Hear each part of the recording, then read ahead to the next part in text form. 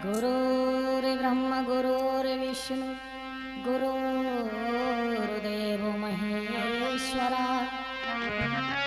गुरुर्साक्षात् परब्रह्म तस्मै श्री गुरुवे नमः। श्री हरि कथा को मैं रचूं धरि गुरु चरणों में ध्यान, लाज रखो संकट हरो मेरे अंजनी पुत्र। पूज्य देव हम तुम्हें मनावे, मेरी लाज रखो कृपाल। नाभ पड़ी मझधार में सो तुम टेरत हैं। प्यारी जन्म कथा को मैं रचूं मेरे पूज्य हरि बाबा महाराज, और आय के दरस दिखइयो प्रभु पूरन की। आदरणीय श्रोता बंधु, देखते हैं एक परम संत हरि बाबा के बारे में। इन्होंने पंजाब प्रांत में जन्म लेने के बाद किस तरह से खादर में आके अपनी लीलाओं का विवरण किया। देखते हैं उस संत की तरफ। हरि बाबा विनती है बारंबार, प्रभु जी रखियो लाज हमारी। बाबा विनती है बारंबार, प्रभु जी रखियो लाज हमारी।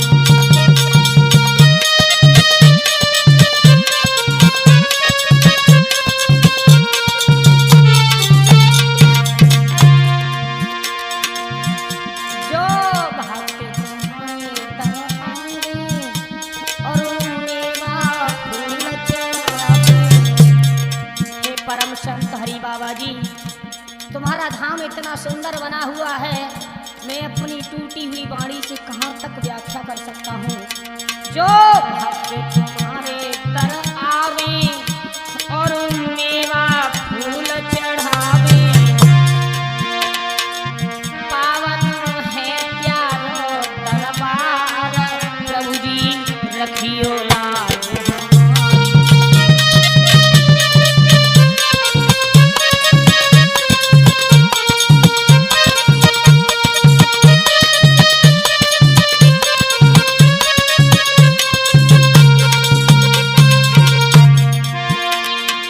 हे भक्तों,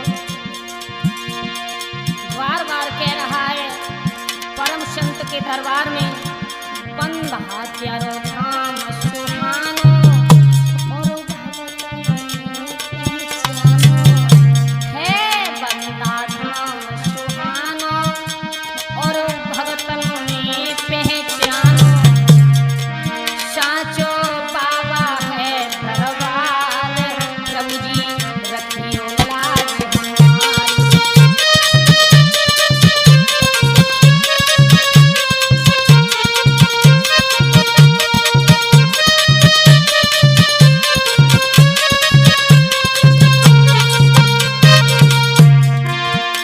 ये रामपाल भक्त तुम्हारो, बाबा दे जाओ तनक सहारो।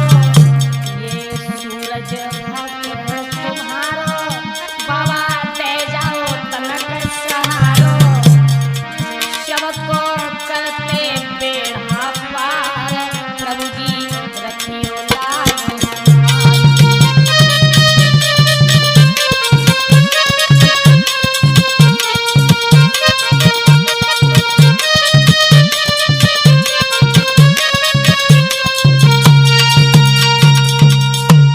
आदरणीय श्रोता बंधु, आज हम राज कैसेट के माध्यम से आपके समक्ष बहुत सुंदर गाथा परम संत हरि बाबा की सुनाने के लिए जा रहे हैं। ऐसा ही नहीं भक्तों, देखते हैं परम संत ने कैसी लीलाओं का विवरण किया। पंजाब प्रांत होशियारपुर में एक गंधवाल है गांव, जहां बाबा पहलू रहते थे और था खेती का काम। पंजाब प्रांत होशियारपुर में एक गंधवाल नाम का गांव था, जहां बाबा पहलू रहा करते थे। भक्तों, ऐसा ही नहीं, ये कहानी बहुत पुरानी है और हरि बाबा के पुरखों की। आज राज कैसेट में गाता जैसी मांगे जनता की।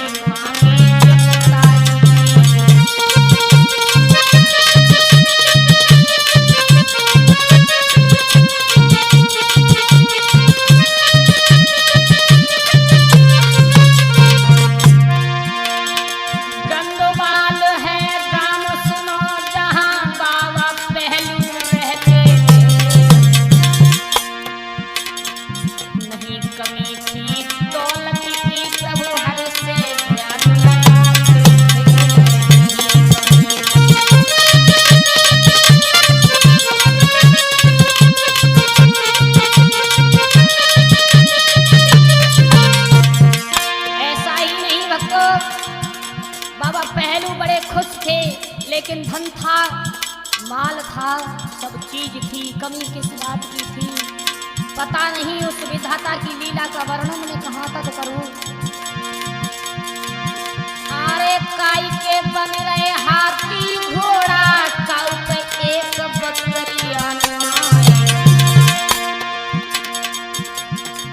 काऊ पे 10 बेटा खेले, बाबा पे एक बिटरिया।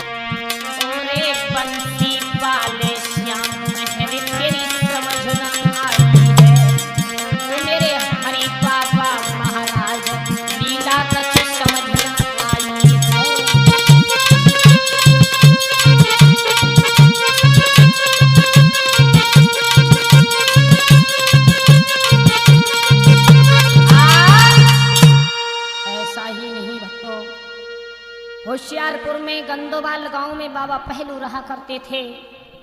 धन की कमी नहीं थी, कमी सिर्फ एक पुत्र की थी। उनके घर में कोई संतान नहीं थी। एक दिन उनकी महारानी आंगन में बैठी बैठी घोंटुओं में मुंह देकर के फपक फपक के रो रही थी। वो दुखिया उस परमपिता परमात्मा से ध्यान लगा रही थी। हे विधाता, तूने मेरे साथ में ऐसा क्यों कर दिया, कुछ समझ में नहीं आता। कहती थी, प्रभु तेने कहाँ नजर डाली, रे मेरे भयो न कोई पार। आज वो दुखिया आंगन में बैठ करके फपक फपक के रोने लगी। भक्तों, कहती थी, हे विधाता, तू मुझसे क्यों रूठ गया। प्रभु तेने कैसी नजर डाली,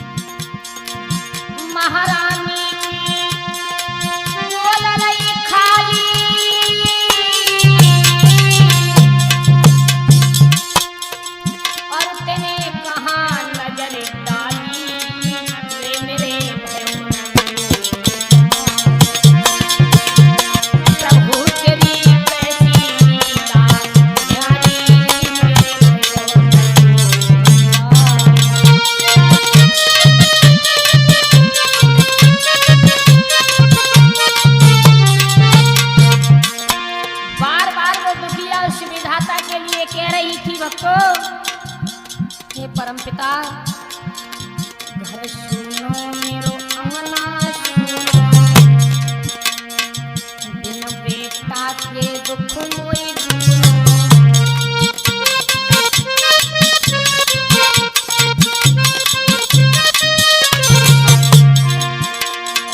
हाय प्रभु जी आगे क्या होनो, आए वो तो सोची नहीं नारी, ये मेरे भयो न प्रभु तने कहा न जमेदारी, ये मेरे भयो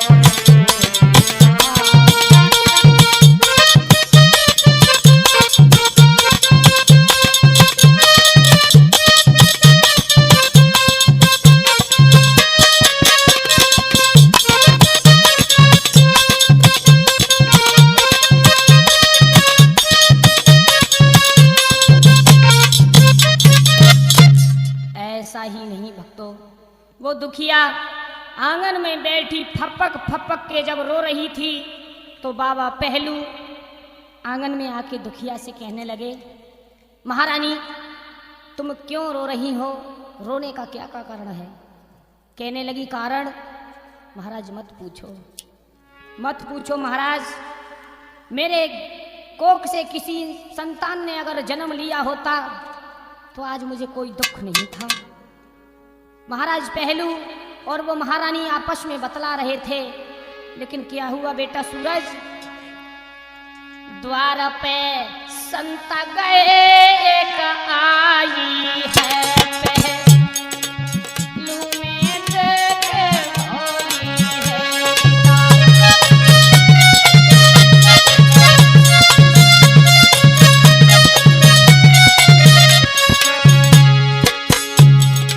दोनों आंगन में आपस में बातें कर रहे थे, लेकिन द्वारे पर जब पहलू की नजर पड़ी, अरे भैया एक पीतांबर पहने हुए संत खड़े हुए हैं।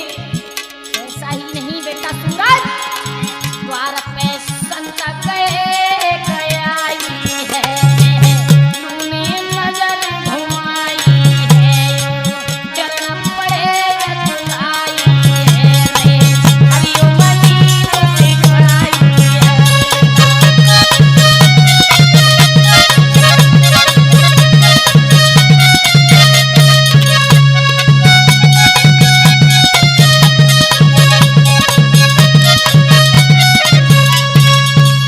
ऐसा ही नहीं भक्तों, पहलू की नजर जब आगे को बढ़ी तो देखा द्वार पर एक महात्मा खड़े हुए हैं। महात्मा को देख करके पहलू द्वार पर पहुंचे, हाथ जोड़ के प्रणाम किया और प्रणाम करने के बाद संत के चरण स्पर्श किए। संत से कहा, भगवान क्या भिक्षा में ला सकता हूं कुछ? संत कहने लगे, बेटा कुछ नहीं चाहिए, मैं भूखा हूं, मुझे भोजन करा दो। आज घर में भोजन नहीं था, एक बाजरे की सूखी रोटी पड़ी हुई थी। पहलू आए और पहलू ने आकर के भक्तों बाजरे की रोटी को तोड़ करके घी बूरा मिला करके मलीदे को बनाया, लेकिन मलीदे को तैयार नहीं कर पाए। तब तक क्या हुआ? क्या हुआ? अरे नहीं पल की देर लगाई,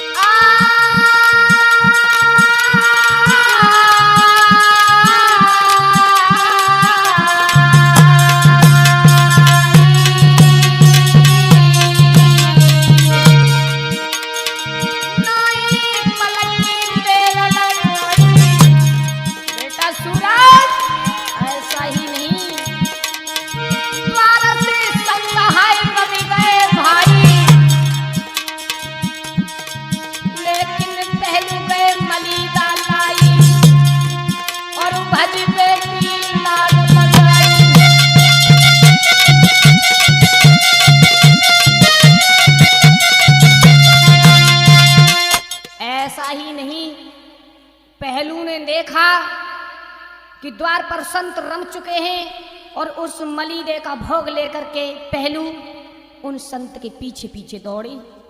संत की गति इतनी तेज थी, उसका वर्णन मैं कहाँ तक कर सकता हूँ भक्तों। पीछे पीछे पहलू दौड़े जा रहे हैं। काफी दूर संत घने जंगलों में निकल गए, लेकिन संत ने अपने पीछे मुड़ करके नहीं देखा। और ऐसा ही नहीं, आरे 20 मील दूरी पे जाके संत ने नजर घुमाई।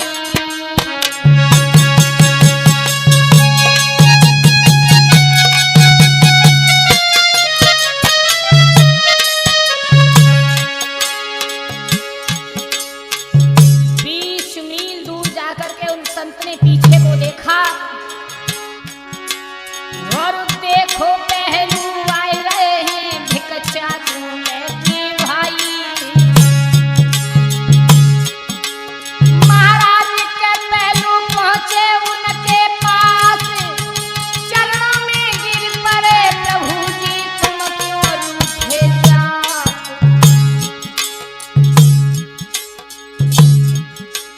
महाराज संत ने पहलू ले उठाई, कोली भर के ब्रह्मचारी ने छाती से लठ लगाई।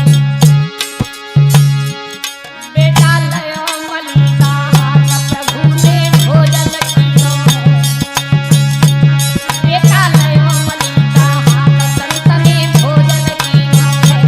सूरज लयो मलिका संत ने भोजन किया है।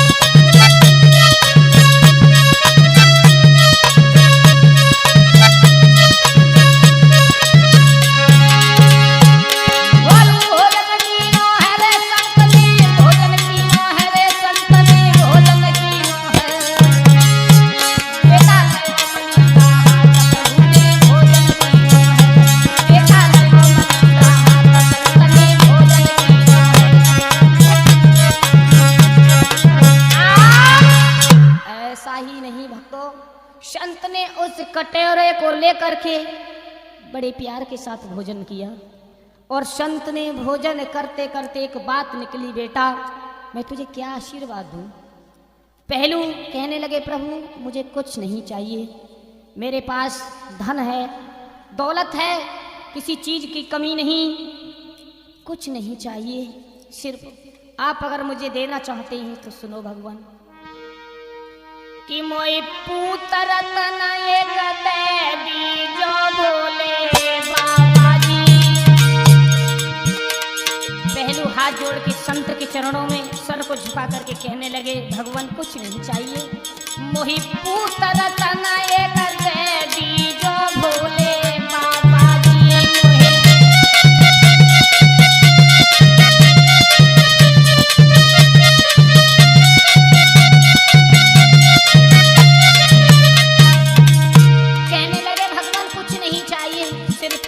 पुत्र की कमी है,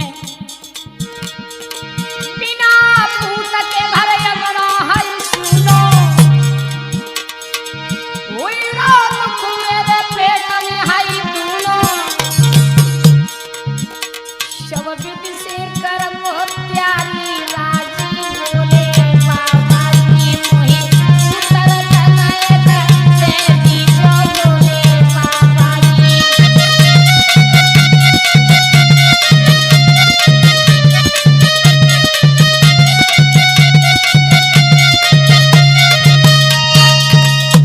ऐसा ही नहीं, पहलू ने कहा मुझे कुछ नहीं चाहिए भगवान, एक पुत्र चाहता हूं।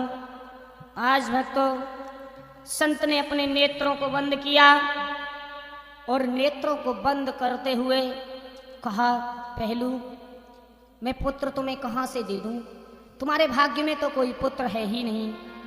और वो संत कहने लगे, सुनो पहलू, आरे नाय तेरे भाग्य में कोई संतान, पहलू हम तो रहे बताई।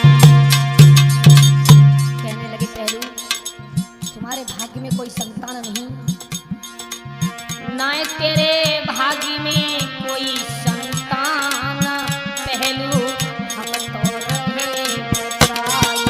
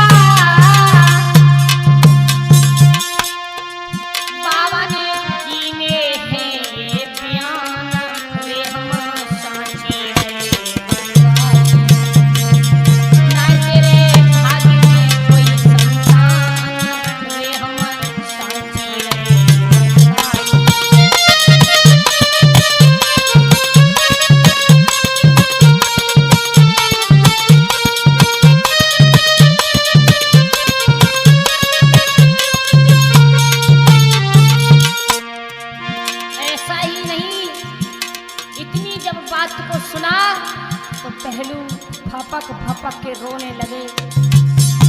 अरे इतनी सुनी संत की वाणी,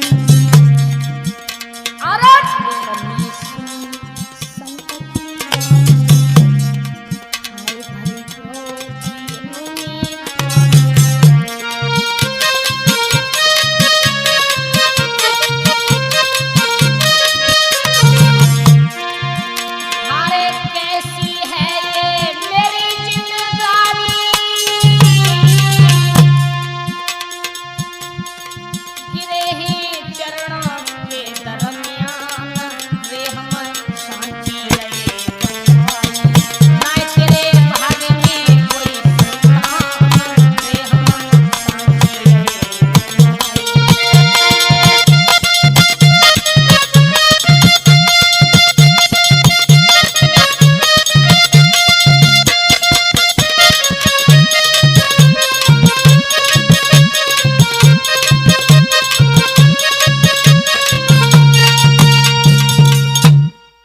पहलू की बात को सुनकर के संत ने उठा लिया, कहा पहलू रो मत। कहने लगे भगवान आप मुझे पुत्र वरदान नहीं देंगे तो मैं घर वापस नहीं जाऊंगा, अपने प्राणांत तुम्हारे चरणों के सामने कर दूंगा। भक्तों पहलू की बात सुनकर के संत कहने लगे चिंता मत करो भक्त, चिंता मत करो। और कहने लगे ये धनुष और पुस्तक बंसी मेरे तुम ले जाइयो।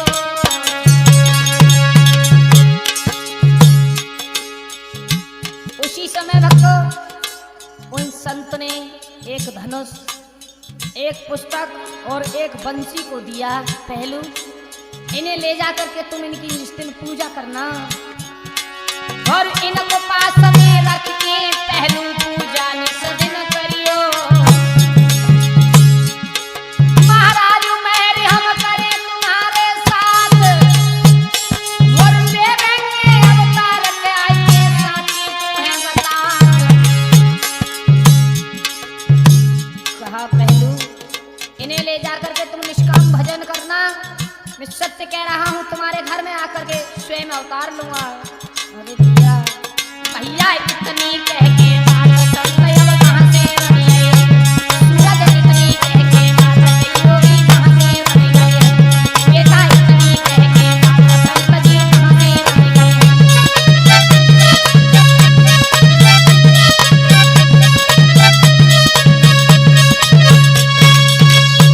ऐसा ही नहीं भक्तों, कहा कि मैं तुम्हारे घर स्वयं अवतार लूंगा, बल्कि इस पीढ़ी को चला करके तुम्हारे वंश में वृद्धि करूंगा और 5वीं पीढ़ी पर जाकर के स्वयं अवतार लूंगा। और जब स्वयं अवतार लूंगा फिर लोक का उद्धार करूंगा। ऐसा कह करके संत वहां से रवाना हो गए। पता नहीं संत ने शरीर को कहाँ जाकर के छोड़ा, यह प्रमाण नहीं मिलता। और जब कुछ दिन व्यतीत हुए भक्तों, जब कुछ दिन व्यतीत हुए, कुछ दिन व्यतीत होने के बाद संत दौड़े दौड़े आए, उस प्रसाद के कटोरे को अपनी महारानी को खिला दिया। कुछ दिन के बाद महारानी ने बहुत सुंदर बच्चे को जन्म दिया। और जब बहुत सुंदर बच्चे को जन्म दिया, ऐसा ही नहीं बेटा सूरज, अरे घर घर में बजी बधाई।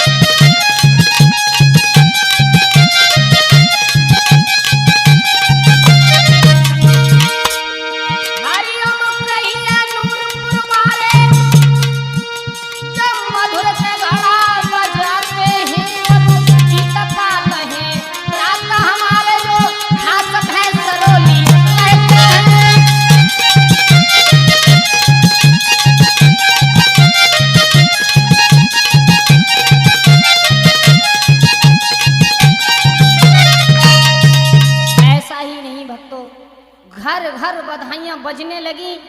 और जब घर घर बधाइयां बजने लगी और बधाइयों के साथ साथ पहलू ने अपने पैरों में घुंघरू को बांध लिया और घुंघरू को बांध करके नाचने लगे। कहने लगे अरे मेरे घर को बहुत सुंदर बच्चे का जन्म हुआ। नाच नाच करके गाने लगे वो पहलू और कहने लगे अरे मेरी सफल भई थी जिंदगानी, अरे मेरी सफल भई थी जिंदगानी,